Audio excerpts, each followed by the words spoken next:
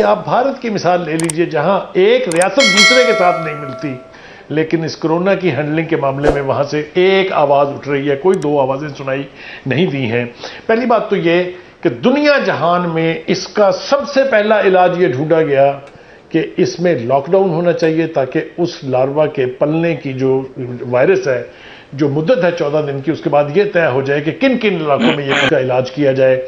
ہمارے ملک کے prime minister صاحب جو ہیں، جب سے یہ 31 دسمبر سے لے کے آج تک لاک ڈاؤن کے نہ صرف یہ کہ حق میں نہیں ہیں بلکہ کھل کے اس کی مخالفت کر رہے ہیں، اور یہ ریزن ہے بہت بڑے اقتصاد کی، جہاں ان کے پارٹی کی حکومتیں ہیں وہاں بھی اور جہاں نہیں ہیں وہاں بھی۔ میں آپ کو مثال دیتا چلوں، پنجاب میں ایک رات پہلے پرائم منسٹر صاحب اعلان فرماتے ہیں کہ جناب lockdown is no solution, اس سے زندگی رک جائے گی، غریبوں تک نہ راشن پہنچے گا، نہ پیسے پہنچیں گے، نہ ان کو روزگار ملے گا اور تباہی آ جائے گی۔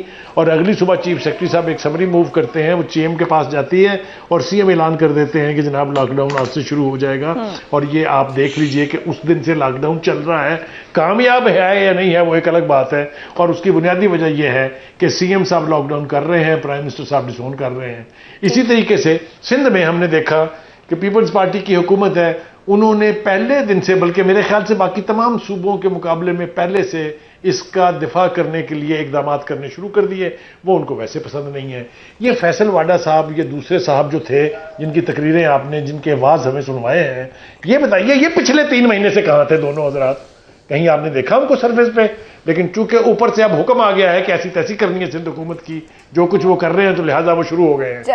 اس طرح سے نہ اس قسم کے پینڈیمک سے نپٹا جا سکتا ہے، نہ اس طرح سے عوام کی بہبود کا کوئی کام کیا جا سکتا ہے۔ یہ تو ہو گئی جناب کورونا کے حوالے سے۔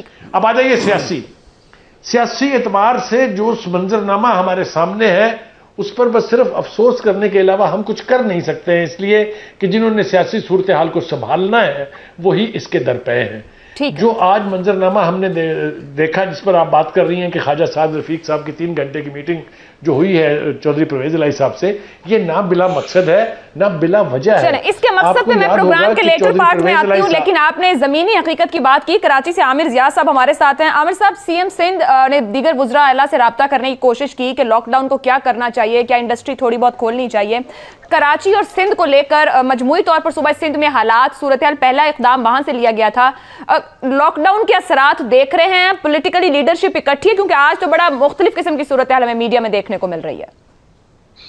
دیکھیں، بات یہ کہ اس وقت جو ہے تنقید کرنا جو ہے نسبتاً آسان ہے۔ مجھے ایکو میرا میں صحیح کر سکتے ہیں؟ مجھے اپنی آواز کا ایکو آ رہا ہے، بہت شکریہ۔ اچھا، میں یہ عائشہ کہہ رہا تھا آپ سے کہ ہمارے ہاں بڑا تنقید کرنا نسبتاً بہت آسان ہے، اور اس میں جو چیز ہمیں نظر آ رہی ہے، سب سے بڑا جو میرے خیال میں کوشچن مارک ہے کہ اس کا کوئی آسان آنسر نہیں ہے۔ کسی کے پاس دنیا میں کوئی تیر بہدف نسخہ نہیں ہے کہ وہ یہ بتا سکے کہ جناب اس مسئلے کا حل کیا ہے۔ اب اس کے 2 چیلنجز ہیں، ایک تو ظاہر ہے کہ وہ ہے کہ میڈیکل کا چیلنج، اور دوسرا اس کا جو ہے معاشی چیلنج ہے، جو اتنا ہی بڑا ہے کہ جتنا میرے خیال میں انسانی زندگیوں کا المیہ ہے۔ ہمارے یہاں بہت سارے دوست یہ کہتے ہیں کہ جی لاک ڈاؤن جو ہے کمپلیٹ ہو جانا چاہیے خیبر تک، کراچی، اور کوئی گھر سے آدمی نہ نکلے۔ اس میں پیش ہمارے بہت سارے جو ہے مطلب ہے ہمارے میڈیا کے دوست بہت زیادہ ہیں، ہمارے وہ لوگ ہیں کہ جو نسبتاً اپر مڈل کلاس اور اپر کلاس سے تعلق رکھتے ہیں۔ وہ اپنے 500 گز کے، 1000 گز کے، 3000 گز کے گھر کے اندر رہ کر ان کے لیے تو لاک ڈاؤن کیا پکنک ہو جاتی ہے یہ چیز نا۔ لیکن آپ تصور کریں ان لوگوں کے پاس جن کے پاس وسائل نہیں ہیں، جن کو ایک کمرے کے مکان میں رہنا ہے، کراچی کے اورنگی ٹاؤن میں، کورنگی میں چھوٹے چھوٹے دڑبے نما گھر ہیں، ایک ایک خاندان 8-8 9-9 افراد پہ مشتمل ہے، تو ایک تو خود ان کو مقید کر دینا کسی جگہ پر ایک بہت بڑا چیلنج ہے۔ دوسرا ایک اور بہت بڑا چیلنج یہ ہوگا عائشہ صاحبہ کہ وہ لوگ رزق روزگار کیسے اپنا کمائیں۔ ہمارے اور آپ کے ہو سکتا ہے کہ فریج بھرے ہوئے ہوں، ڈیپ فریزر بھی ہمارے گھروں میں ہوں، لیکن ان کے گھر میں تو ایک وقت کا کھانا آتا ہے۔ اور ہماری سوسائٹی، ہمارا سماج جو ہے وہ چائنا جیسا ریجیمنٹڈ نہیں ہے کہ جہاں پر آپ جو ہے ہر آدمی کاؤنٹڈ ہے اور آپ بڑے منظم طریقے سے وہاں پر پہنچا سکتے ہیں چیزیں۔ ہمارے یہاں تو ایک مطلب کیوٹک ڈیموکریسی ہے، ہمارے یہاں تو ایک بالکل مختلف زمینی حقائق ہیں۔ تو اس کے اندر اگر آپ یہ کہیں کہ جی پوری طرح سے بند کر دیں اور ایک کرفیو نما لاک ڈاؤن ہو جائے، میرے خیال میں ہماری زمینی حقائق سے یہ چیز میل نہیں کھاتی ہے۔ ہمیں ایک اسٹریٹجی ہونی چاہیے، وہ یہ کہ جی ایک پارشل لاک ڈاؤن ہو، وہاں پر آپ دیکھیں گے کہ جہاں پہ لوگ گروہوں جہاں پہ جمع ہو سکتے ہیں وہاں پر ہم تو پریکاشنری اور پارشل لاک ڈاؤن بھی مؤثر طور پر نہیں کر سکے، کیا ہم وہ کر سکے ہیں؟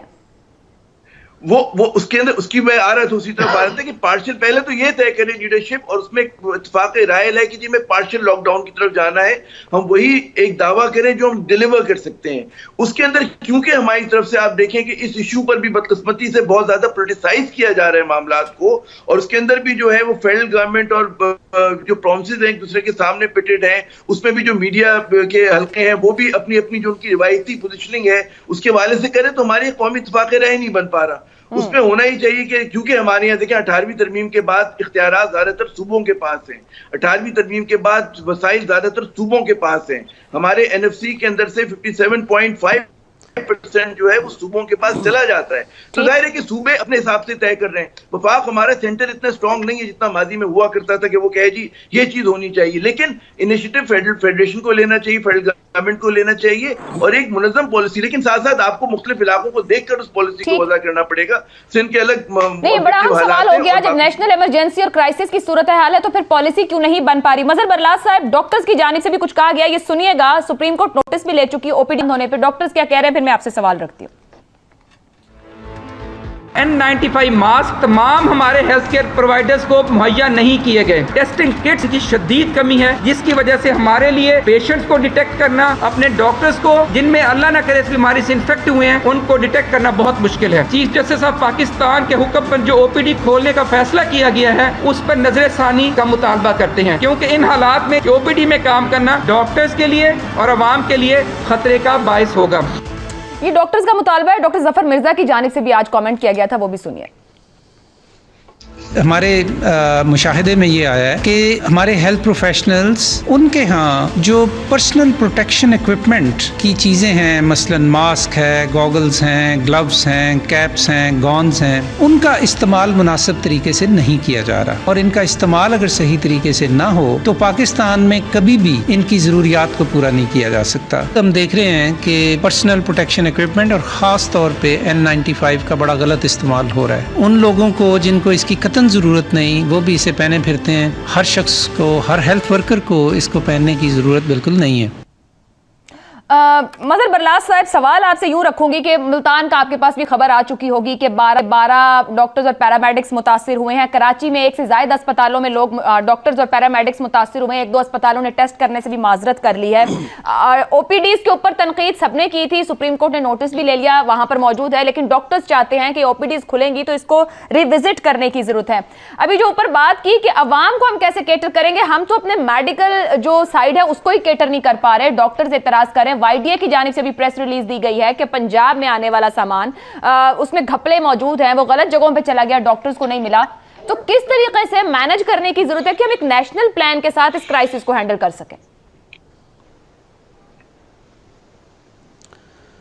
بڑی اچھی بات ہے عائشہ. میں نے ہمارے یہ خوبصورت دوست ہیں بخاری صاحب اور عامر زیاد صاحب, ان کی باتیں سنی, اور دونوں میں سے کوئی ایک بات میں لوں گا اور آپ کے سوال کے جواب دینے کی بھی کوشش کروں گا.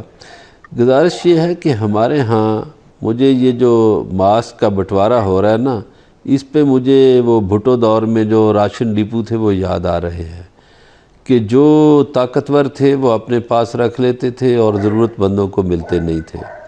یہی ہمارے ماسک کے سلسلے میں ہو رہا ہے کہ جو ہمارے میڈیکل ورکر ہیں ان کو تو مل نہیں رہے, اور جو ہمارے طاقتور مافیا ہے یا سیاسی لوگ ہیں انہوں نے اپنے ہاں پتہ نہیں کہاں چھپا لیے ہیں. پھر اس پہ صوبوں میں لڑائی ہو رہی ہے. ایک تو یہ جو 18ویں ترمیم ہے یہ پتہ نہیں کس مصیبت کا نام ہے, کس بلا کا نام ہے, اور یہ کیوں کر منظور ہوئی تھی. اس نے ہماری فیڈریشن کو بہت کمزور کیا اور آج اس کا خمیازہ ہم بھگت رہے ہیں. ہمارے صوبے آپس میں لڑ رہے ہیں, پھر ہمارے صوبوں میں مختلف حکومتیں جو ہیں وہ نمبر بنانے کے لیے پریس کانفرنسیں کرتی ہیں. یہ بھی آپ نے بہت سے لوگوں کی باتیں سنوائیں